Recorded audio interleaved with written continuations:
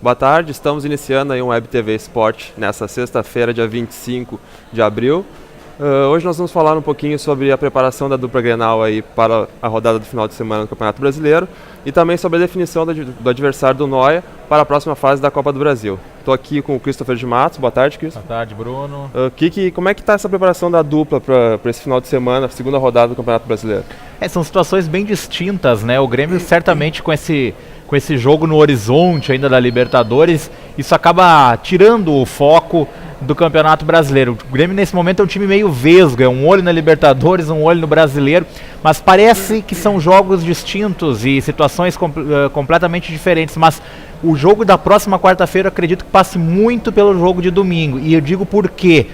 Pelo fato do Grêmio vir numa sequência tão ruim de resultados e numa pressão certamente do torcedor bastante intensa, uma vitória, se possível que acontecesse, ela traria, quem sabe, um pouco mais de tranquilidade para os dias que antecedem a esse jogo da Libertadores. A pressão vai existir, ela é natural e ela tem que existir. Afinal, estamos falando de um clube grande, que tem metas, tem objetivos, e principalmente o Grêmio que não conquista títulos importantes há tanto tempo. Agora, tentar amenizar e trazer de volta o torcedor com essa confiança para si junto da Arena nesse jogo de quarta-feira, passa por uma vitória sobre o Atlético Mineiro no domingo. E o momento de conquistar essa vitória é agora. O Atlético, certamente, nesse processo de transição de troca de treinador, oficializado o Levir Coupe como novo treinador, ainda não vai estar com toda a preparação engajada da forma que estaria se tivesse um trabalho a mais longo prazo de outro treinador. E o torcedor vai lembrar que o ano passado o Grêmio perdeu as duas para o Atlético Mineiro. Foram 6 pontos disputados no Campeonato Brasileiro, nenhum conquistado.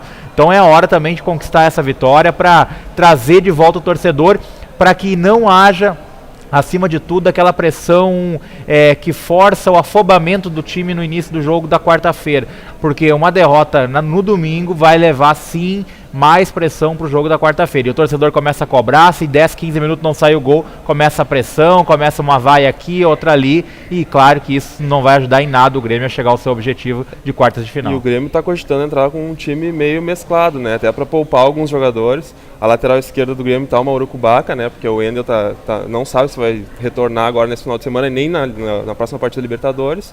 E o Léo Gago também parece que sentiu a mesma lesão do Wendel. Pro Grêmio, nesse momento, é muito bom que o Léo Gago tenha sentido, porque vai forçar o Anderson Moreira a colocar o Breno. E o Breno é um garoto que pode não ter a experiência que o Léo Gago tenha, mas certamente tem muito mais qualidade. Futebol não se faz só com experiência, se faz sim com qualidade. Eu bato nessa tecla já há um tempão, o nosso internauta vai lembrar do quanto eu defendo isso, porque o próprio Anderson não teve medo de lançar garotos no time. O próprio caso do Luan, o próprio caso de outros atletas promovidos da base como o Wendel, ele não teve medo. Por que teve agora recém colocar o Breno? É um jogador que pode a longo prazo dar muito mais frutos do que o próprio Léo Gago, que a gente sabe já rodou Brasil afora e não conseguiu nada de muito concreto. Agora, a mescla para esse jogo deve acontecer de uma forma não tão intensa, ela tem que acontecer pontualmente. Se o Barcos estiver sentindo, o torcedor deve estar puto da cara com o Barcos, ele errou aquele gol, não pode errar aquela situação, enfim, mas ele é ainda o melhor atacante que o Grêmio tem.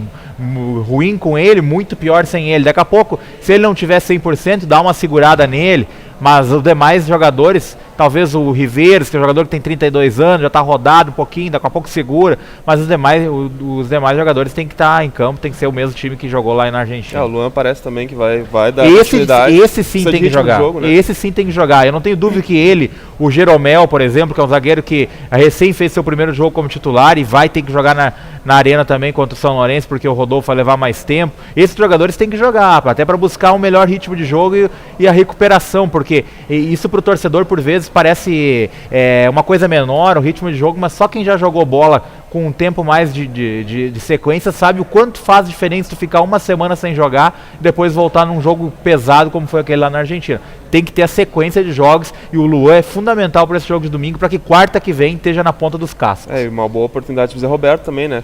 Se está voltando agora, pegar mais um jogo pela frente, ele vem num ritmo bom aí, se recuperando da lesão, também pode ser alguma opção para o Anderson. Né? O Zé Roberto é um jogador que está devendo tecnicamente um bom tempo.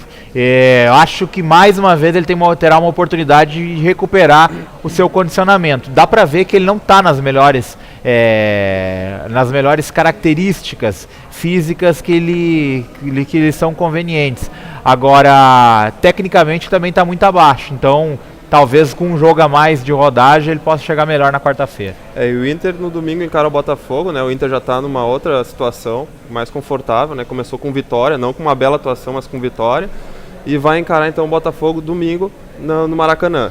O que tu vê, Christopher, desse confronto aí? O Abel ainda tem algumas dúvidas, né? O Claudio Vinck está sentindo, o Alex não sabe se vai pro jogo.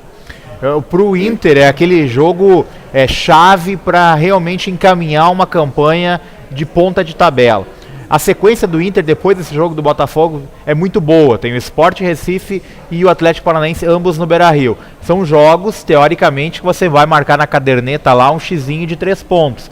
Então, se você conseguir um bom resultado contra o Botafogo, pensando a longo prazo, jogo a jogo, mas pensando a longo prazo, nesses 2 confrontos na sequência, o Inter pode parar o campeonato antes da Copa do Mundo na liderança. E isso faz toda a diferença para que tenha a tranquilidade naquele período para fazer uma nova recomposição, um novo trabalho de recondicionamento físico e retornar com essa gordura necessária para os títulos, para o título brasileiro.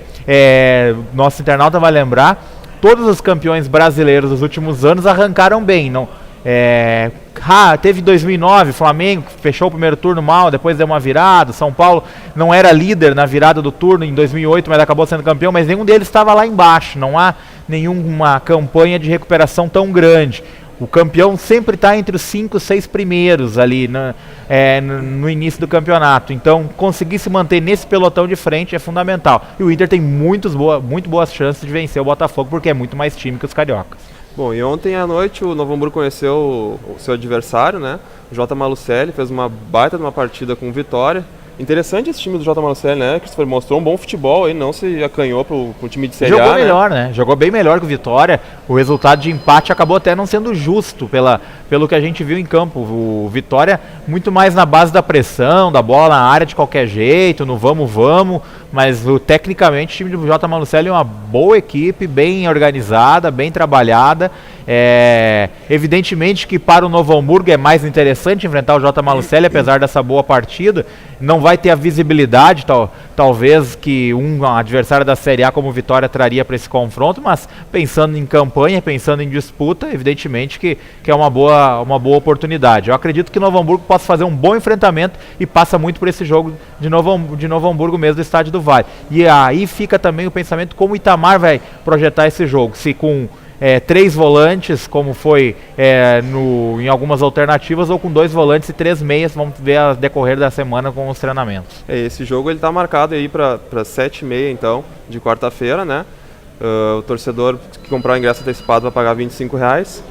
A gente está meio que sem tempo aqui, então só para finalizar, passar uma informação: o ex-treinador do Barcelona, aí, Tito Villanova, acabou falecendo hoje. E é uma perda aí muito, muito grande, né, para o futebol espanhol. Aí. 45 anos, vítima de um câncer na glândula salivar, uma perda irreparável desde 2011 com esse câncer. Nossos sentimentos, e o futebol está de luto certamente. Então é isso. Até mais, boa tarde.